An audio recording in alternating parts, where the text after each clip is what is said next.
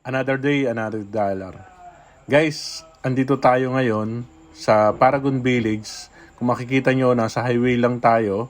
Ayan, itong kalsada na to is Governor's Drive. Ayan, napakalapit natin sa highway, then subdivision na kagad natin.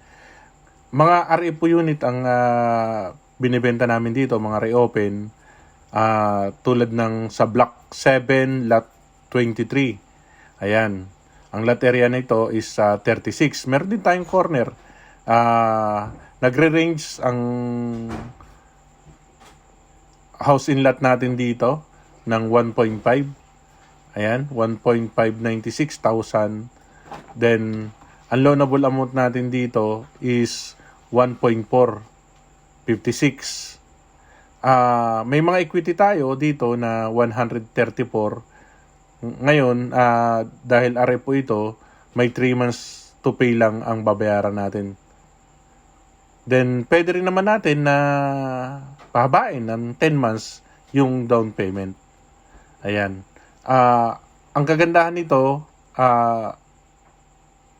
ang ating monthly amortization dito is 9,503 lang. Kung mapapansin nyo, ganito yung turnover natin. Wala tayong Kesame, bear type lang po talaga ang turnover dito sa lahat po ng Epic Home. Ayan, ang kailangan lang nating requirements dito is 2 valid ID, TIN ID, proof of income, at proof of billing. Ayan, online reservation po tayo. Ang ating reservation is 6,300.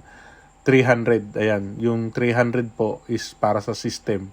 Kasama pong binabayaran yan. Then kung corner lot, 10,000 naman po ang ating reservation fee. I-list po yan sa ating TCP. Ayan, kung ano pang hinihintay nyo, may mga available tayo dito. Mag-open po tayo ng katapusan.